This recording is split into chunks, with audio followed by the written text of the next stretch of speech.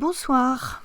Alors je vous propose aujourd'hui une petite vidéo sur les 3 enseignements spirituels du tarot. Alors je suis Hélène Poiseau, psychologue et tarologue, et nous allons voir avec plaisir que le tarot de Marseille est un enseignement spirituel qui est adressé à l'être humain que nous sommes. Comment comprendre la spiritualité du tarot ? Le mat représente l'être humain incarné en quête de son identité spirituelle. Il va traverser les 21 étapes des arcanes majeurs pour retrouver son unité qui est sa vraie nature spirituelle. Qu'est-ce que sa vraie nature spirituelle exactement ? Nous savons aujourd'hui que l'être humain est en réalité un être spirituel qui est en train de faire une expérience humaine incarnée. Un être spirituel est un être de lumière qui se trouve dans le monde de l'unité. Il appartient au tout. Or, en tant qu'être humain, nous vivons dans un monde de dualité. La spiritualité du tarot nous montre comment vivre à la fois dans le monde de la dualité et dans le monde de l'unité. Ou bien, comment être dans l'unité tout en étant incarné. L'aventure de la manifestation. Il semble que le tout, l'un ou la lumière, que l'on appelle aussi Dieu, se divise pour se connaître et pour devenir conscient de lui-même. Ainsi, il y aurait un aller-retour du monde de l'un au monde duel de la manifestation. En nous manifestant dans un monde plus dense, nous générons de la conscience. Il est simple de comprendre en effet que si je vivais constamment dans une énergie d'amour, par exemple, eh bien je n'aurais aucune conscience de ce qu'est cette énergie. C'est en vivant les contrastes, qui sont permis par la division, donc par la dualité, que la conscience émerge. Ainsi, nous fabriquons chacun de nous une conscience particulière qui est issue de notre expérience qui est unique. Le tarot de Marseille nous montre ce chemin en images, en nom et en nombre. Le mat nous présente une image de vagabond qui porte sur ses épaules un baluchon couleur chair, qui sont les mémoires inscrites dans son corps. Il marche sur le chemin de la vie qui est motivé par sa pulsion de vie, représenté par son bâton rouge. Le cartouche vide de son ombre nous indique qu'il est déconnecté de son identité de lumière. Il l'a oublié, puisque le nombre abstrait symbolise l'esprit et le monde invisible qui structure le monde visible. Les 21 étapes que le mat traverse se divisent en 3 phases bien distinctes pour retrouver son unité et sa lumière. Le premier enseignement du tarot. Comme le mat, nous arrivons avec un corps de chair pour vivre dans la dimension matérielle de la vie. Il est nécessaire d'élaborer une personnalité, un moi, qui soit suffisamment solide pour vivre de façon autonome. Alors le battleur représente le potentiel de tout ce chemin que le mat va parcourir. Le mat, c'est une image de nous, bien sûr. Nous devons recevoir l'aide et le soutien de notre mère, qui est représentée par la papesse. Elle est sensible et à l'écoute. Elle porte le nombre 2, c'est la 2e étape. Nous apprenons à nous exprimer par la parole avec l'impératrice. La parole caractérise en effet le règne humain. Grâce à la parole, nous symbolisons. L'impératrice crée un espace qui nous permet de ne plus être agis par nos instincts animaux. C'est la parole qui crée cet espace. Puis, nous sommes accompagnés par un père qui nous apprend à vivre, à concrétiser et à nous socialiser. C'est l'empereur qui joue ce rôle. Il pose un cadre, il impose des limites pour nous permettre de nous construire. Ensuite, nous recevons un enseignement. Dans notre société, il s'agit de l'école. Dans d'autres, un enseignement spirituel est donné par le pape.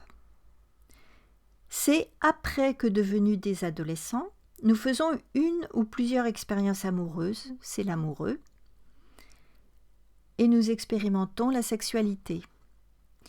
Et enfin, notre moi acquiert des compétences nous permettant de devenir autonomes et de vivre au sein de la société.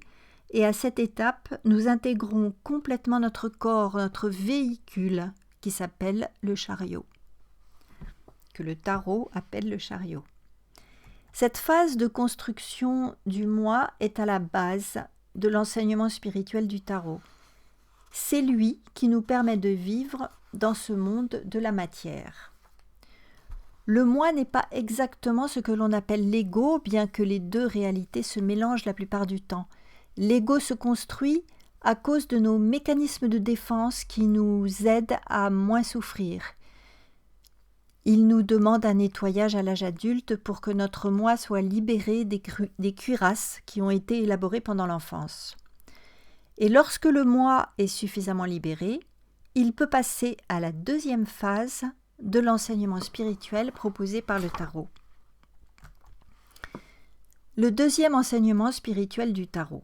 Cette phase est caractérisée par des nettoyages, qu'on appelle dans certains cas des purifications, dont nous avons besoin pour pouvoir entendre notre âme. Qu'appelle-t-on l'âme ? L'âme, c'est l'interface entre le monde de la matière, le monde de la forme, et le monde de l'esprit, le monde sans forme. Le tarot nous le montre lorsque nous observons les arcanes majeurs. Comme vous voyez ici, tempérance, alors le nom symbolise l'existence, l'incarnation dans le corps. Notre nom reconnaît notre existence. Ensuite, le nombre symbolise l'essence, le monde de l'esprit, le monde sans forme, qui structure le monde de la forme. Et enfin, l'image, qui est entre les deux, stimule notre sensibilité qui nous ouvre au monde de l'âme. L'âme appartient aux deux mondes, le monde matériel et le monde spirituel. Elle est d'essence subtile et elle voyage entre ces deux mondes pour nous relier à notre nature d'esprit. C'est pour ça qu'elle a des ailes. Comme nous vivons dans un corps qui perçoit le monde d'une façon particulière à travers les mémoires de nos nombreuses expériences, il n'est pas évident de rencontrer notre âme. C'est pour cette raison qu'un nettoyage émotionnel est nécessaire. Ce sont nos émotions qui nous égarent et qui nous empêchent de percevoir les messages de notre âme. Voilà comment le tarot nous enseigne. Nous allons tout d'abord nous regarder en face, sans compromission, avec toutes nos facettes, toutes nos émotions, tous les aspects de notre personnalité. C'est avec la 8e arcane, celle de la justice, que nous allons accepter de voir tout ce qui est en nous. Puis, lorsque nous sommes capables de nous accepter pleinement, nous allons entrer en nous-mêmes pour y chercher un espace de vacuité où nous trouverons notre humanité, notre bonté, notre énergie de douceur. C'est l'ermite qui nous y conduit. Il nous mène à l'état 0, celui de la paix intérieure. Et d'ailleurs, le nombre 9 qu'il porte égale 0. Nous devenons alors capables de prendre en main la roue de nos expériences avec la roue de fortune. Grâce au cycle de vie que nous répétons, nous savons maintenant que nous créons notre propre monde, c'est-à-dire celui que nous percevons. Il va falloir aller chercher notre énergie interne, celle de l'arcane de la force. Lorsque nous comprenons alors que c'est à partir de l'énergie que nous allons vivre ce que nous voulons vraiment vivre, des états de joie, de paix, d'enthousiasme que nous voulons vivre. Lorsque nous avons reconnu cette énergie de vie en nous, nous allons pouvoir avec le pendu, nous abandonner à ce que la vie veut de meilleur pour nous. En voyant le décor à l'envers, nous commençons à voir l'autre côté des choses, le côté invisible. Nous sommes prêts à traverser ce tunnel pour aller de l'autre côté et vivre en conscience dans le monde de l'énergie qui est un monde sans forme. Il est alors nécessaire de lâcher tous nos attachements, car nous n'aurons besoin de rien dans ce monde. Tout nous sera donné. Voilà, le parcours est fait pour vivre en partenariat avec notre âme. C'est tempérance. Notre âme est une parcelle de la divinité. Elle se réjouit de vivre en accord avec nous. L'absence d'article indique qu'elle n'est pas définie. Elle rejoint l'infini et l'éternité. Le troisième enseignement du tarot, spirituel. Étrange que ce soit le diable qui ouvre ce troisième enseignement. Il me fait penser à un gardien du seuil qui nous laisse passer ou non pour cette dernière phase. Elle demande en effet une forte énergie vitale et un solide équilibre de notre système nerveux. Pour qu'il nous ouvre la porte, il faudra donc lui donner les preuves que nous sommes solidement incarnés et que nous avons vécu suffisamment d'expérience pour recevoir l'esprit sans dommage. Carl Gustav Jung a nommé l'esprit le soi. Cette puissante énergie vient habiter notre corps. C'est la maison Dieu qui nous montre la descente du feu de l'esprit dans notre corps qui est devenu solide comme une tour construite de briques. Nous vivons alors dans l'abondance comme le montrent les 37 petits deniers qui tombent du ciel. Ensuite, notre âme visite les mondes cosmiques, l'étoile, ensuite la lune, ensuite le soleil. Alors je ne vais pas approfondir ici ces 3 mondes cosmiques parce que ce serait trop long. Ensuite, avec le jugement, c'est la renaissance de notre être qui est enfin unifié dans ces 2 polarités, la polarité féminine et la polarité masculine. Notre être humain incarné a retrouvé le monde de l'un et du tout. Il habite le royaume avec l'arcane du monde. Il est le centre du monde. Il est l'esprit, le soi, pour l'éternité. Des 4 énergies désormais vivantes, surgit la 5e que l'on appelle la quintessence. Elle est l'être humain réalisé qui est à la fois créature et créateur. Le nouveau mat. Le mat a terminé son voyage. Ce dernier a peut-être duré des milliers de vies. Il pourrait incarner maintenant le nombre 22, la valeur que Georges Colleuil donne au mat dans le référentiel de naissance. Le 22 est potentiellement le plus puissant de tous les nombres. Il symbolise une grande puissance de réalisation. Peut-être dualité plus dualité, 2 plus 2. Il a trouvé la paix, il a compris comment créer sa vie et vivre dans le monde de l'énergie.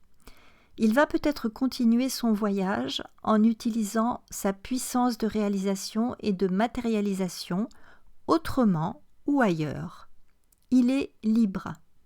Il est dans sa conscience individuelle en sachant qu'il est le tout.